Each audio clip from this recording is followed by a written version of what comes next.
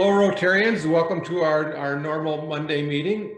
This week, we're going to have a great meeting. We've got a world-class speaker today. I've been a fan of his for a long time. I'm not going to tell you his name because he's going to be introduced. I don't want to put any pressure on PJ O'Rourke, but I hear that he's ready for us, and we're going to have a great presentation today, and we're delighted to have him. Three-time Major League Baseball MVP player Mickey Mantle retired on this day in 1969. Mantle said, "During my 18 years, I came to bat almost 10,000 times. I struck out about 1,700 times and walked maybe 1,800 times. You figure a baseball player will average about 500 at-bats a season, and that means I played 7 years without ever hitting the ball." Let us pray. Dear God, help us to keep our eyes on our ultimate goal. Strengthen us that we might have the determination to learn the lesson you want us to learn from failure. Help us to show you that we deserve your trust, because with you, all things are possible. Amen. Sierra? I pledge allegiance to the flag of the United States of America and to the republic for which it stands, one nation, under God, indivisible, with liberty and justice for all. Thank you very much, Sierra and Chuck.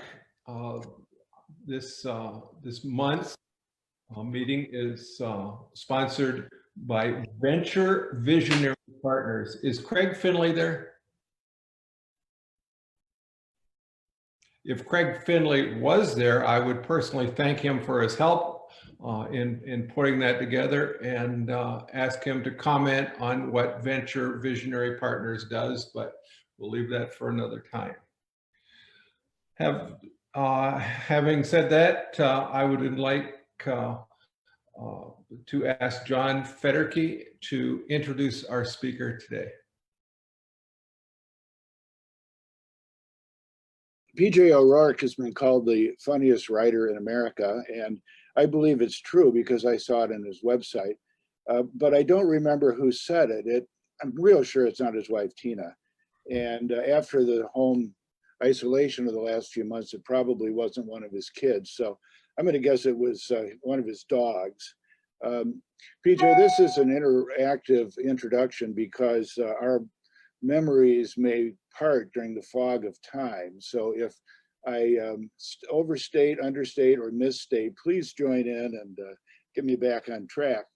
I'd like to feature or focus on PJ's early life in Toledo as his introduction.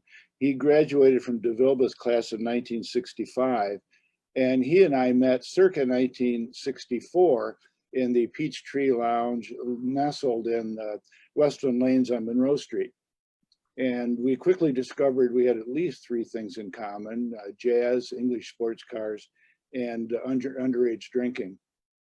And so over the years, we parked our MGs in the parking lot and got to know each other pretty well and remained friends through college. PJ went to Miami University, and we both returned to Toledo after college and found ourselves with too much time on our hands and came up with several harebrained schemes. One of them was an attempt to start a newspaper called the Glass Menagerie.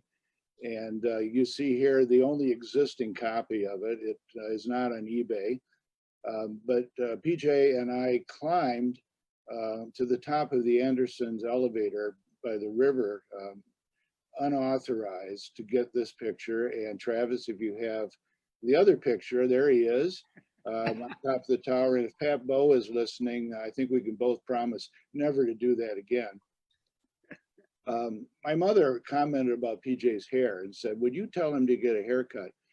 And after he went to New York and became famous, she said, "You know, I always knew there were some brains under all that hair." So congratulations, you're the only person who ever changed my mother's mind. Yes, so PJ did go to New York and became executive editor of the National Lampoon. and produced two parodies based on his life in Toledo. This one, I'm going to guess, is not exactly the DeVilbiss High School yearbook. It takes place just down the street in Dacron, Ohio. And we got that right, PJ? That's right. Okay. He also did a parody of the Sunday Toledo Blade. There it is. And, you know, I think it's a very timely thing, and you can find this on eBay. It's timely because it's fake news. And it's fun to read all this great news that never really happened, but sure looks like it took place in Toledo.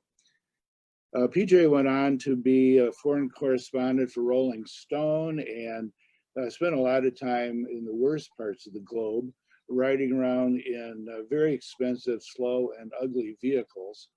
But he made up for that by being a frequent contributor to Car and Driver, where he got to go to the best parts of the globe and drive around in very expensive, fast, and beautiful vehicles. Currently, as we've been discussing, he lives in New Hampshire and is editor of American Consequences, which is an online magazine, and it features good writing by smart people, and it's a lot of fun to read. So it's my pleasure live from New Hampshire to introduce PJ O'Rourke. Hi, let's see. The host has spotlighted your video for everyone. Is that a good thing? I'm not positive. Speaking of your mother's comment on my hair, it's back. It's back, and we still don't have our barbershops open up here in New Hampshire, and so I'm going back and forth between number 2 buzz cut and man bun. I haven't quite decided which way to go. But anyway, yes, I would like very much to speak today. My theme is what happens when the people who are supposed to go out and get you the news are working from home, and this is what happens. And I just want to thank everybody for, if I get my notes here, I want to thank you for inviting me today, and I want to thank you for keeping Toledo in my life. Still home. It's still home. DeVilbiss Tigers class of 1965. I left town 50 years ago, but I haven't changed my stripes. I hope you're all staying safe and well, and that you're practicing social distancing, especially with those people that you'd most like to keep some distance from.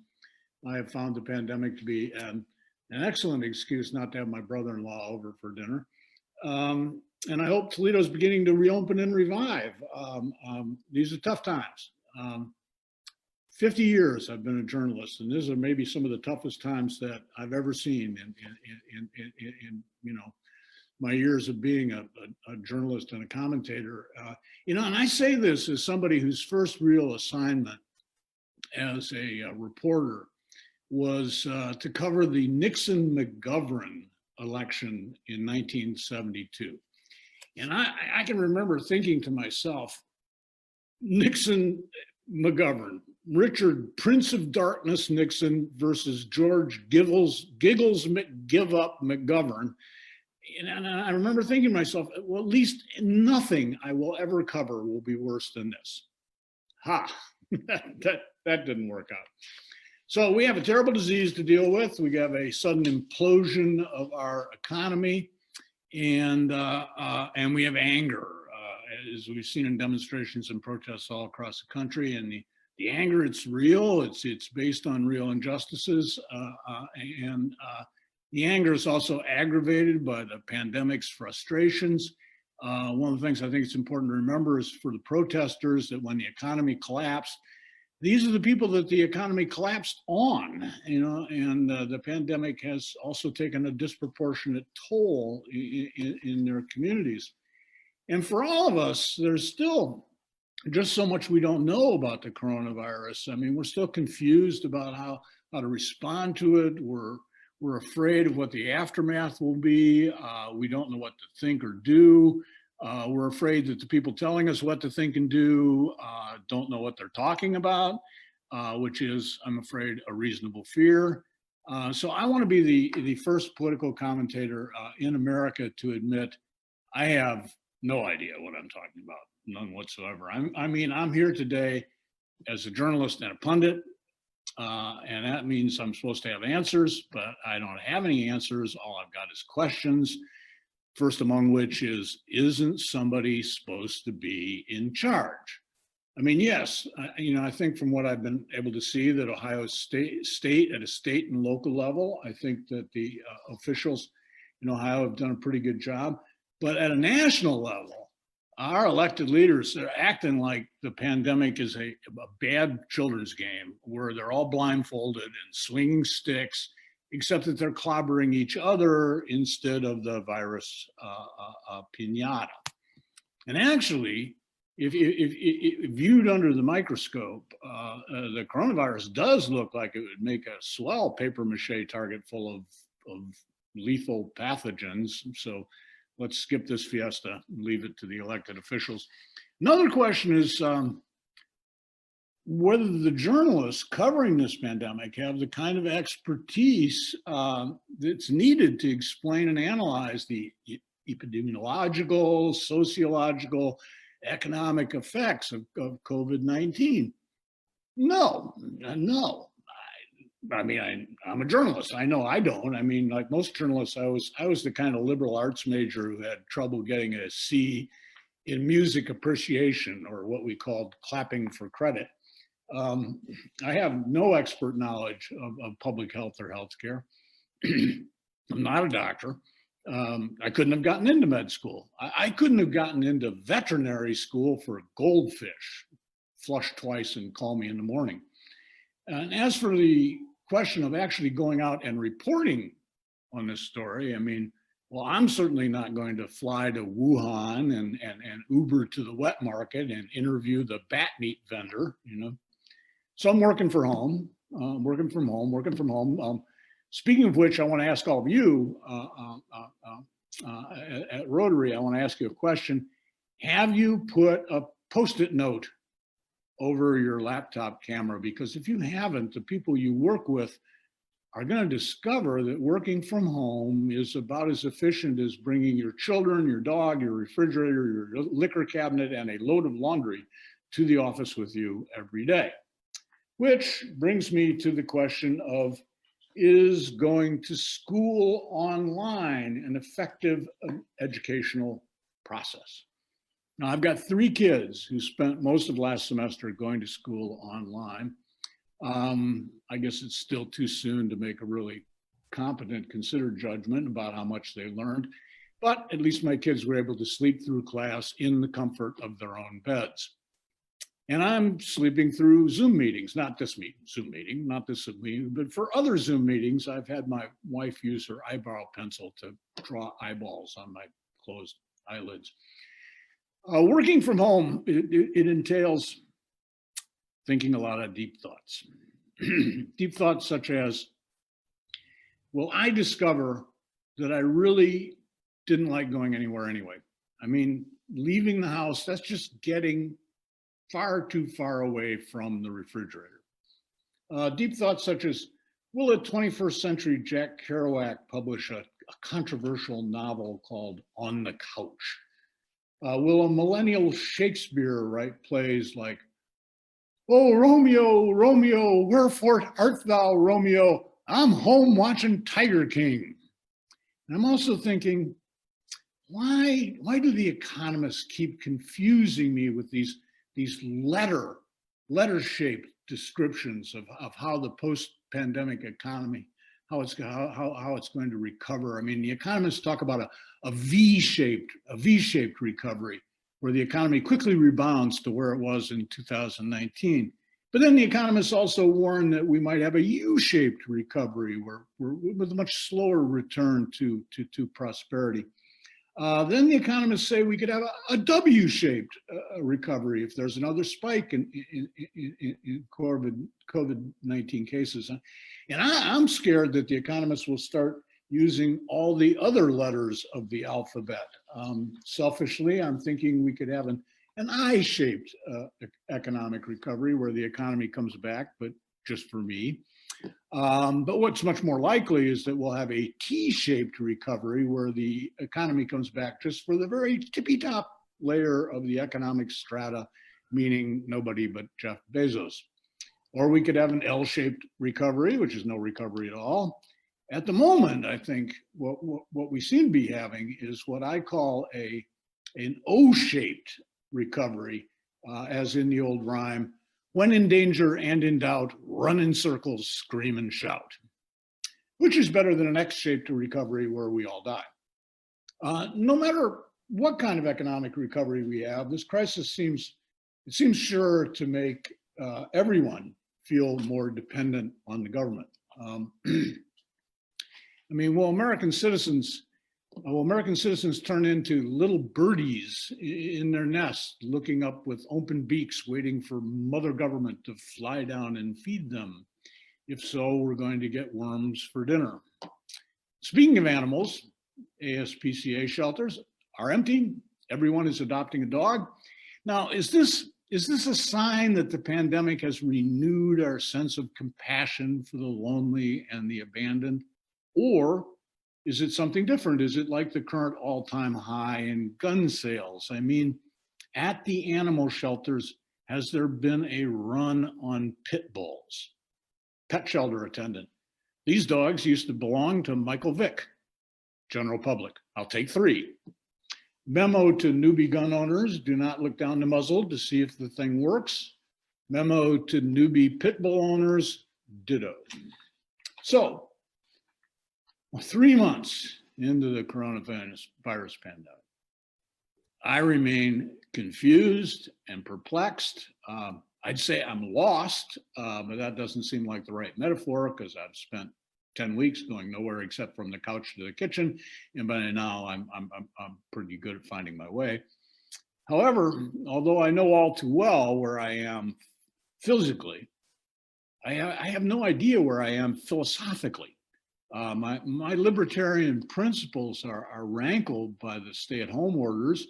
On the other hand, I'm 72 years old. I drink, I smoke cigars. I've spent most of my life on the Hunter S. Thompson Health and Fitness Program, you know. Now, Anthony Fauci thinks I should obey government guidelines, and he seems like a smart guy. But really, the reason I listen to him is he's got this accent. Now, I mean, not the stereotype Brooklyn Italians or anything, but because Fauci's a brilliant scientist and all of that. But Fauci, he does have that kind of accent that makes you think that if you don't go along with his social distancing demands, you'll wind up with a horse head in your bed sheets. You know? Plus, there's my wife to be considered. She recently got out of self-quarantine, which she put herself into on my behalf because what our teenage kids, what they call the pandemic, that is what they call the pandemic when they think dad can't hear them, what they call it is boomer remover. My wife hasn't actually said that I'll leave the house over her dead body because she doesn't have to. I haven't been happily married for 25 years. I haven't stayed that way by underestimating her capabilities. I'll leave the house over my dead body. Anyway, my wife was exposed to the coronavirus. She didn't get sick, thank God, but she was in self-quarantine for 2 weeks. And now I'm a feminist. How that happened is, well, you know, any feminist will tell you that it's an old joke, that men continue to be useless when it comes to housework, childcare, daily meal preparation. And like most old jokes, it's not funny. And I know because I am that old joke. We husbands and fathers have been promising for decades to shoulder our fair share of domestic chores. And yet we still consider our main domestic chore to be watching golf on television. This is wrong. This is wrong, especially when there is no golf on television. But when my wife went into self-quarantine, all of a sudden I'm in charge of cleaning and cooking and supervision of 3 bored adolescents. Did you know that the dish soap on the kitchen counter next to the sink is different from the dish soap in the kitchen cabinet next to the dishwasher? even though they are both clearly labeled dish soap. The resulting Mount Vesuvius of foam does, however, mean that technically I wash the kitchen floor. There's a shortage of basic household goods at the moment, so resorting to paper plates seems wasteful, and also putting paper plates in the dishwasher doesn't work no matter what kind of soap you use. Speaking of discoveries, where do dishes go? When my wife went into isolation, we had a full complement of dishware. Within 48 hours, it was all missing. I made these reluctant forays into the teen-occupied areas of the house, such as the bedrooms and the finished basement.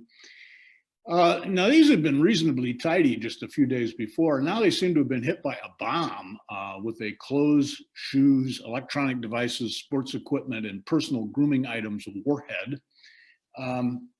I found, when I went into these rooms, I found glasses of curdled milk in the sock drawers, half-eaten bowls of Honey Nut Cheerios on closet shelves, mugs full of cocoa sludge hanging from coat hooks, peanut butter encrusted flatware being used as bookmarks in algebra texts, and platters of petrified SpaghettiOs tucked under couch cushions. So that's where dishes go.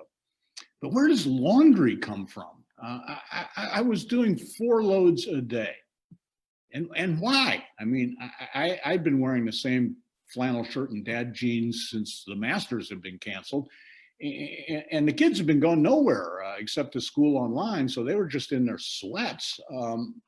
But they were constantly video chatting with their friends. And maybe there's a sweat clothes dress code, elaborate teenage sweat clothes dress code that I just don't know about. I mean, you know, daytime sweats, evening sweats, city sweats, country sweats, casual sweats, formal sweats, maybe even anything is possible, sweatshirts and sweatpants for when they're working out and working up a sweat. Plus, I was washing dozens and dozens of towels. Now, how many towels does it take to dry a teen? I mean, I would have understood this influx if I had 500-pound teens, but my teens are of normal size. At least the towels survived my washing and drying. I think that the controls on our washer and dryer were designed by the same person, a man, obviously, who designed the controls on the Boeing 737 MAX, especially the temperature control. Now, if you have a doll collection and you want tiny, adorable sweatshirts and sweatpants to dress your dolls in, please contact me after this pandemic. So aside from hiding the dishes and smothering me in damp terry cloth, my kids actually, they were great. They've been great all the way through this lockdown. Either that or they haven't noticed. Because not being able to hang around with their friends, their faces have been pasted to their phones in the exact same way that their faces are pasted to their phones when they can hang around with their friends. So the whole thing may have gone right past them. And I gotta say, this does worry me a little bit. I mean, I know nothing about the courtship rituals of modern adolescence, and I don't want to find out. But in the back of my mind, I have this sad picture of a pair of 21st century teenagers in a car parked in a dark, secluded spot in Ottawa Park, and faintly visible within is the glow of 2 small screens. My kids did miss their mother, particularly at meal times. The only cooking I know how to do is on the charcoal grill, and it turns out that you cannot cook all foods the way you grill hamburgers and hot dogs, as I discovered with a block of frozen peas. And also, because I'm strictly a charcoal griller, I don't know how to cook without a beer in my hand. And I'm not sure this sets a good example for the kids at breakfast. But I tell you, I needed that beer. It wasn't just that the house was a wreck and dinner was on fire and and the kids were doing who knows what on their phones. I was also trying to grasp the fact that I looked this up. It's a genuine statistic that more than half of all mothers with children who are school age or younger, more than half of those mothers hold full-time jobs while doing the housework, childcare, and daily meal preparation. And to make things worse for these mothers, many of them have husbands. It's a miracle. It's a miracle. It's like the parting of the Red Sea. Now, see, in the Bible, we get the Moses version, but I'll bet you anything it was Mrs. Moses, wet mop in one hand and PhD in oceanography in the other, who actually made sure that the Israelites were high and dry. Meanwhile, after 14 days of self-quarantine, my wife shouted through the bedroom door. She shouted, "I'm pretty sure Dr. Anthony Fauci is just announced that self-quarantine is supposed to last for 14 weeks." And that's all I know, but if anybody's got any questions, I'll make up some other stuff. Excellent, PJ. Thank you very much. You're welcome. Per usual, Club, we will open it up for questions. If you've got a question, you can either raise your hand virtually or send me a message in the chat and we will call on you. While we're waiting for questions to come in, PJ, I'll ask, as a recovering journalist myself, what responsibility do you place on journalists to do some of the homework and the research and the learning that you said that really most people are just lacking? Yeah, I place a lot of responsibility on them for that. You absolutely have to do your homework. And this is, really, I wasn't kidding about, where journalists come from. We come from liberal arts backgrounds, and it's hard for us to parse through the situation. We're especially faced with that thing. I think it's a Mark Twain quip that there are lies, damn lies, and statistics. And the statistics on this thing have been very hard to figure out. It seems that, countries that closed down, absolutely, and then there are countries like Sweden that did not. The outcome has been, the Swedish outcome has been in kind of the middle range of the outcomes for deaths and hospitalizations between extreme shutdown and no shutdown at all. The Swedes do admit that they really missed the boat on protecting people in nursing homes. This has been the greatest tragedy of this pandemic, is what's happened in our nursing homes. Not enough attention has been paid to that. The Swedish government came right out and said we were wrong. We were simply wrong not to provide better protection for people who are vulnerable in nursing homes. And that may be one of the reasons that the Swedish people trust the Swedish government, is that the Swedish government is able to come right out and say things like, we were wrong. I don't believe I've ever heard that from an American government official.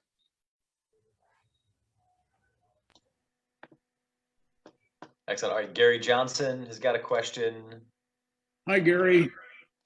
Hi, Go ahead. Jay. Just had one quick question. I watched you quite a bit on the Bill Maher show, making several appearances, and I wondered if you had any memorable moments that you might want to share with us about your time with Bill Maher, since he was somewhat controversial to a lot of different people.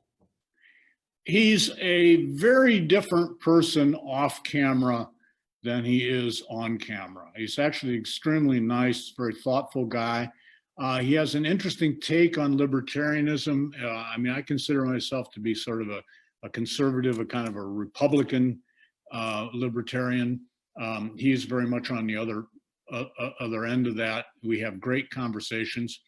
One of the other surprising things is that his guests, including some of his most belligerent guests, when we go to the bar after the show, many of them turn out to be very personable.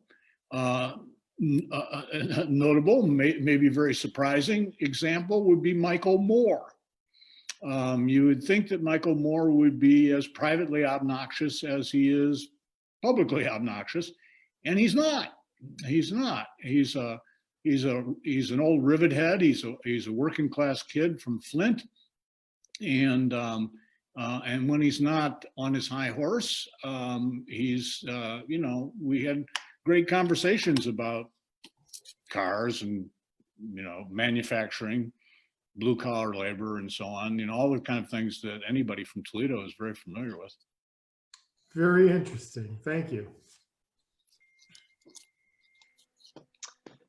All right, question came in through chat. Again, a reminder, if you've got a question for PJ, raise your hand. You can select that in the participants tab. But the question came in, PJ, for most interesting people you've ever interviewed. Any other stories you want to share? Oh yeah, not the people that you'd expect, because when you go to interview famous and powerful people, which is something I've tended to avoid, because they didn't get famous and powerful by being stupid enough to say anything meaningful to a reporter. I mean, Putin is not going to pull you aside and say, tomorrow, PJ, just between us, tomorrow we're going to nuke Ukraine. That just doesn't happen. The most interesting people that I've ever talked to are the bystanders. The people who are peripheral to what is going on, who have had major events happen all around them that they didn't particularly feel that they had any control over. So it was fascinating to talk to after the Gulf War in 1991. What was most fascinating was not to talk to the generals or the anybody like that, or the political people involved, but it was getting a chance to be in Kuwait and talk to the Kuwaitis who had lived through this weird occupation by the Iraqis. And it turned out one of the things the Iraqis had done, and I was told about this by a number of different Kuwaitis, was they brought they not only were they looters, but they had brought looters by the busload from Baghdad down to Kuwait. And the Iraqis were so impoverished that they stole everything in Kuwait. I mean, they stole light bulbs. They actually went out and pried up the little reflectors that stick up in the pavement between lanes on the Kuwaiti highways. They took those home with them on the bus. Now that is poverty. All right, I got a question coming in. I think this might be among our last questions. We're going to go to Bob Savage. Hi, Bob. No. Bob, we can see you, but we can't hear you. There you go. Yeah. Go ahead, Bob. Hang on. I think Kevin and I were unmuting me at the same time. So, PJ, thanks for joining. Now somebody's muted you again. Can you hear me now? I can hear you now, but this is nothing to do with you. This is at all. But doesn't Zoom make you so wish that all sorts of people came with a mute button? As I say, that's no personal reflection, just a general thought. Maybe somebody will come up with that. So anyway, thanks for joining us. I'm also from West Toledo. Who, and these are, I guess, separate questions. Who are the most likable politicians you've interviewed, or surprisingly smart? And Well, maybe if you have time for an extra question, but I know there's a couple others before this. Who are your favorite current writers? There's none of them are as dumb as they look. I tell you, it's quite a game of three-dimensional chess getting elected to office. So they've all, at the worst, they possess a certain peasant cunning. The only thing that's really surprising about politicians, and one of the reasons I try and keep my distance from politicians, is that they are likable. After all, that's how they get their job. They have a likability switch that they can flip on. And there's very, very rare, they exist, but they're very rare. It's very rare to find a politician who isn't able to turn on that likability switch when they so desire.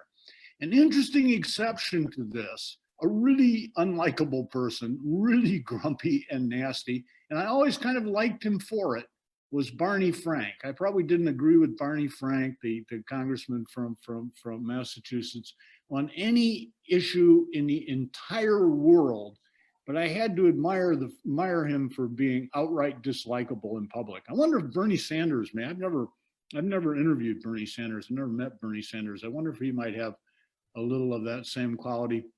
Was it, you know, there are a few, Elizabeth Warren. I was on the radio on primary night in New Hampshire.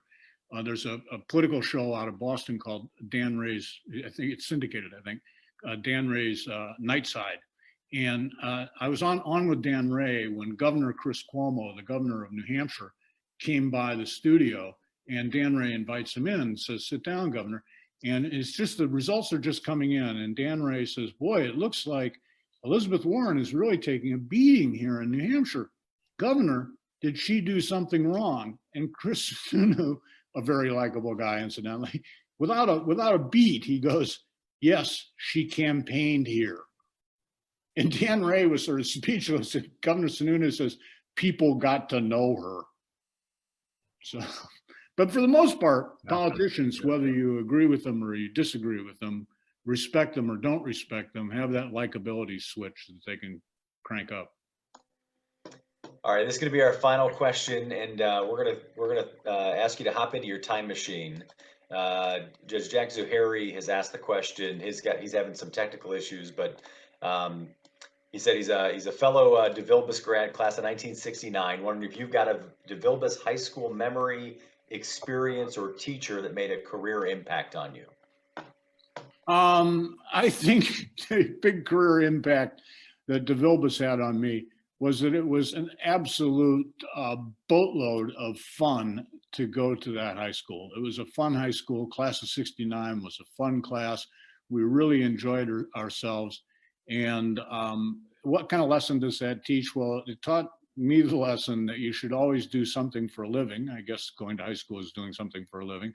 You should also endeavor to do something for a living that you truly enjoy. And that's a vow I've never broken. I don't remember if I learned anything at DeVilbiss.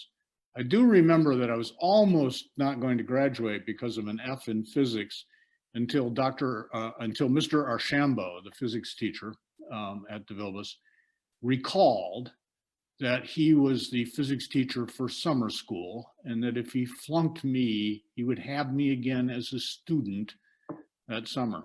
So I was gifted with a D and walked down the aisle to get my diploma.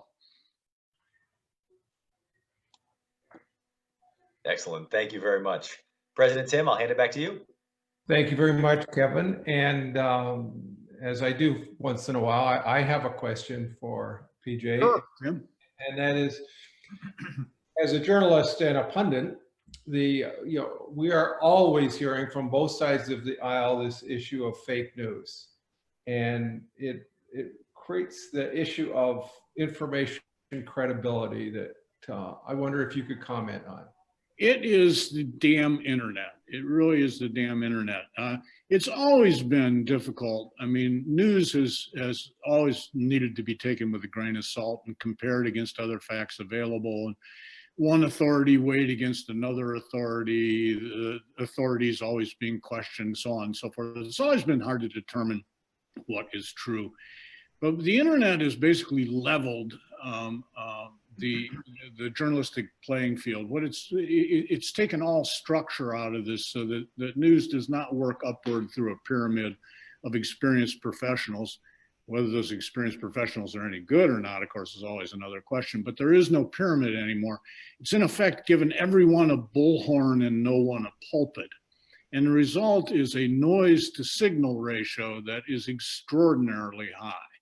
I'm assuming that over the next, it takes a while to adjust to a huge technological change. It took a couple hundred years to adjust to the Industrial Revolution. It may take us a couple hundred years to adjust to the electronic revolution. I assume we'll sort through this somehow, but for the moment, it really puts the onus on the news consumer.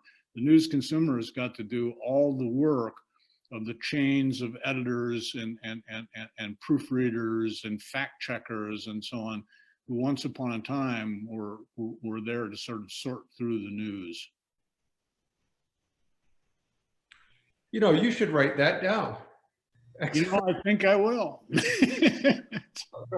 Thoughtful answer. Thank you very much. I have a couple things I want to say. I don't say it, some are pretty canned, but the first is I was delighted to hear that you still consider Toledo to be your hometown. And Thank you, it is. And you're very well known here. And next time you're in town, and it happens to be a Monday, come on in, we'll buy you lunch. It's a deal. The other things I wanted to say to you is, along with, you know, in return for this great presentation that you've made, we're going to, at some time in the future when we get into our offices, provide you with a book on the history of Toledo, which I think you'll enjoy. Thank you very much. I will enjoy it. And lastly, in thanks and gratitude for your presentation today, we are going to make a contribution in your name to Rotary International's Polio Plus Fund. So you can say at the end of your day today that you played your role in saving some lives. Well, thank you. That really means something to me. I mean, I'm old enough, a few of the rest of us are too, to remember that pandemic. Remember the fear, remember mom refusing to let me go to the playground, not letting me touch handrails in public, not letting me use public drinking fountains. Remember how frightened people were by that, what was it, 60 some years ago, you know, and how we were all marched downtown to the clinic to be given our vaccination shot when the vaccine was finally developed, must have been in about 1956. So I appreciate that a great deal. Thank you. You might be pleased to know that in our history, we're over 100 years old. This club has been, if not the most active, one of the most active clubs in the world in the eradication of polio, and we've been involved since the very beginning. So excellent. Thank you very much. I appreciate this. Thank all of you. It's been really great. Stay with us if you like. We enjoy your company. Next up, we are going to do one of the most fun things, and that is we're going to bring in a new member. And Brent Kuzno, I hope you're out there somewhere. You let that grow a little longer and you could sell chicken. I'm working on it, man. That's a better gig than what I got right now. So thank you, PJ. Enjoyed it. And now it is my pleasure to all my fellow Rotarians to welcome another new member, my friend, Gary Smith. Gary and I go back a long way, back to the University of Toledo days. And actually he was my boss at one of his startup companies. But Gary's really a serial medical technology entrepreneur. Currently, he's serving as president and CEO of Infinity Angioplasty Balloon Company, and where he's commercializing a really innovative artery opening balloon platform. It's very complicated for us non-medical types, but it's amongst the life-saving technologies. This company received clearance from the FDA in May of this year. Prior to Infinity, Gary was the chief executive officer of Venture Med Group, where he raised over $20 million in capital to bring this surgeon-created heart and vessel saving technology from sketch on a napkin, literally, to the medical market. And this company was headquartered in Toledo until just last year, started here. And I had the privilege to be part of that. It's probably the most money that's been raised by venture capital in Toledo, perhaps ever. And the product was launched first in Europe and then in the United States. Prior to returning to his native Toledo, he was away for a while. He came back in 2017. Gary worked at the Cato Institute, which is based and headquartered in Columbus, Ohio. It's an internationally respected, very capable lab and other good things. And he led their life sciences section, working with federal and private sector clients. He earned his MBA with emphasis on finance and marketing from the University of Toledo after transferring there from Temple University in Philadelphia. Gary received his Bachelor of Science from the University of Toledo and completed all but a dissertation toward his PhD from what many of us still like to call the Medical College of Ohio. Gary and his wife, Lisa, are old Sylvania kids. This is his, I'm quoting him, that are very happy to be back here in Northwest Ohio. They have 2 children, recent graduates, Anna and Peter. And Gary's a real car nut, and I can vouch for this. He enjoys attending auctions and car shows, but really enjoys traveling with his family here and abroad. His biggest pet peeve, which is always fun to hear, and it's really not a new one, but it's very apropos, slow left lane drivers. And I quote, "Drive right, pass left for crying out loud." Fellow Rotarians, please join me in a warm virtual Rotary welcome for Gary Smith. Gary, we have to learn how to applaud on this Zoom. Yeah. As well, here it is right now. That's the best you're going to get. You know, we're delighted that you've decided to join Rotary. Rotary, as you just heard, has been around this city for over 100 years. It's an organization. It's international. We have more than you can hardly go to a place on the planet and not find Rotarians. And you've just joined that group. We're a social organization, we're a business organization, and above all, we're an organization of community leaders.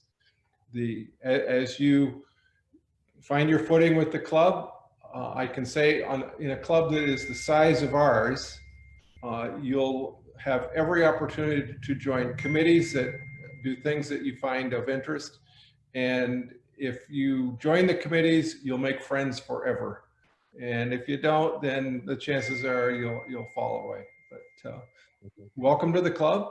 Normally, I would give you this imaginary pin for your lapel. So imagine I'm handing it to you right now, and we would give you a roster, but that's not happening in this time of Zoom. So welcome to our club.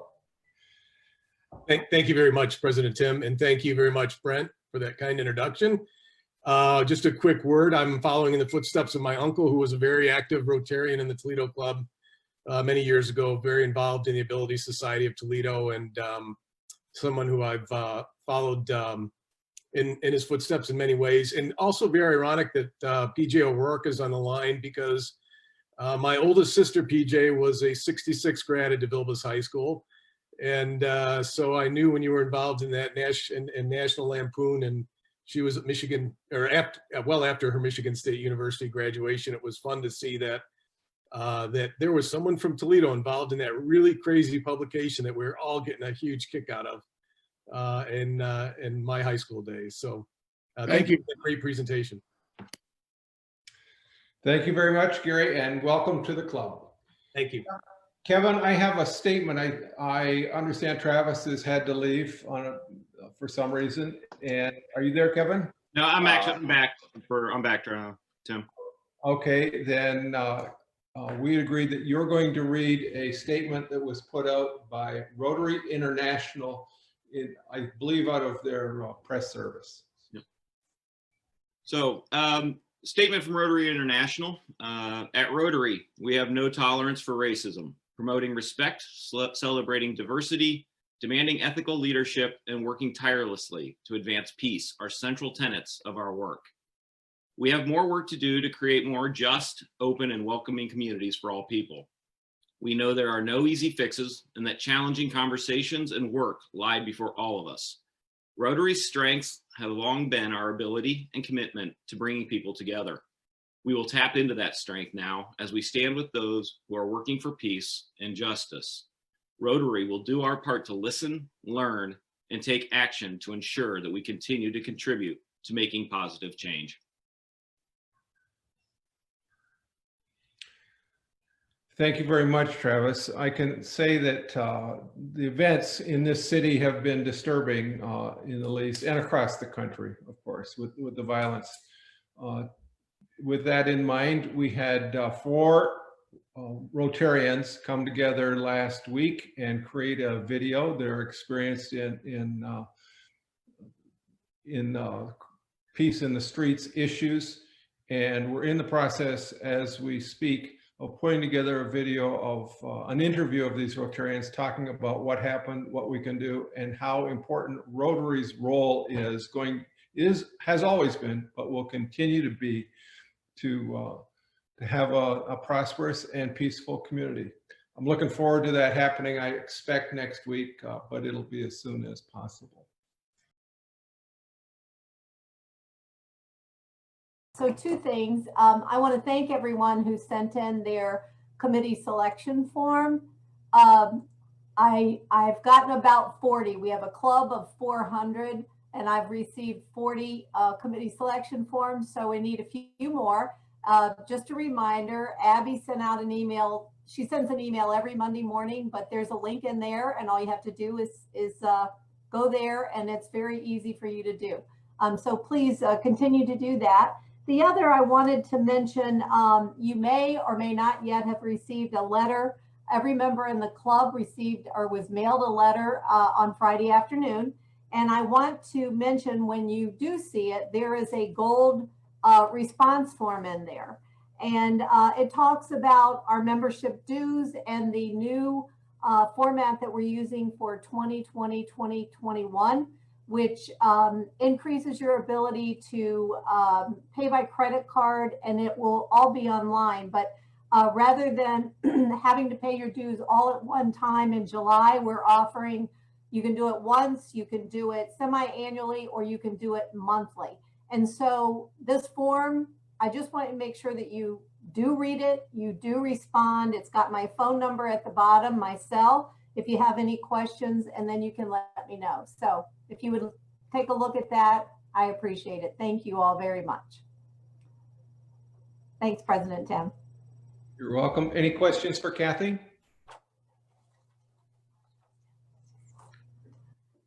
Kurt Church, I hope you're out there somewhere. I understand you have a presentation or a statement.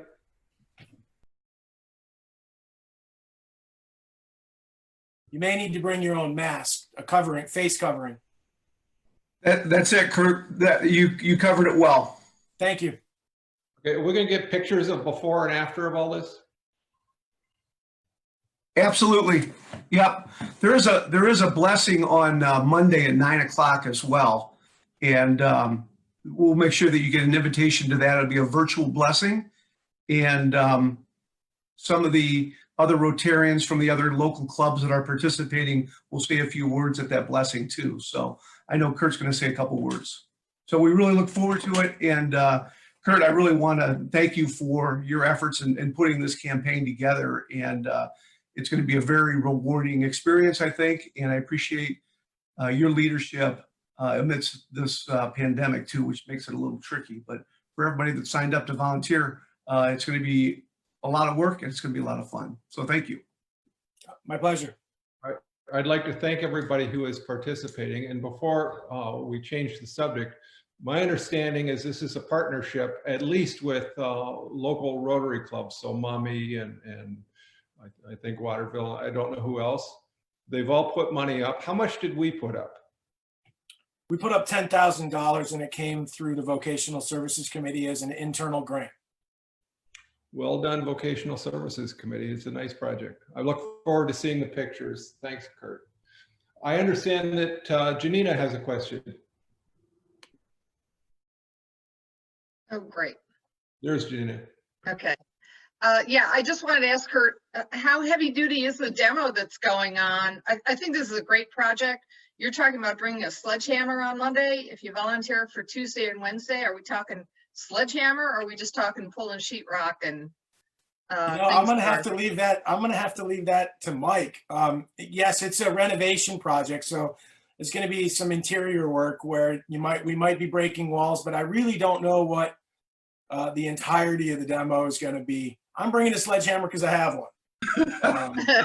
Okay. Well, I would just like to compliment you. I think this is a great thing to get our Rotary Club involved in. And I'd like to remind everybody that a wise man once said, everybody wants to save the earth, but nobody wants to help mom wash dishes. And I'm so glad that that's not true in Rotary. And PJ is smiling because he said it. But I'm so glad that's not true in our club and that everybody does want to chip in and help mom wash the dishes. This is one of those opportunities where you can actually physically volunteer as opposed to providing money and have it go through an application process. So get out there and help out. Thank you so much, Kurt. Anything else on this subject? Not at this time. I'm sure I'll be speaking again. If you work up a sweat with a sledgehammer, they're going to be calling you Mr. Destruction. Having said that, we're about to close the meeting. Reminder that our next meeting is on June 15th. Our speaker next week is Adam Levine from the Art Museum. It should be a great meeting. And having said all that, I am declaring this meeting adjourned.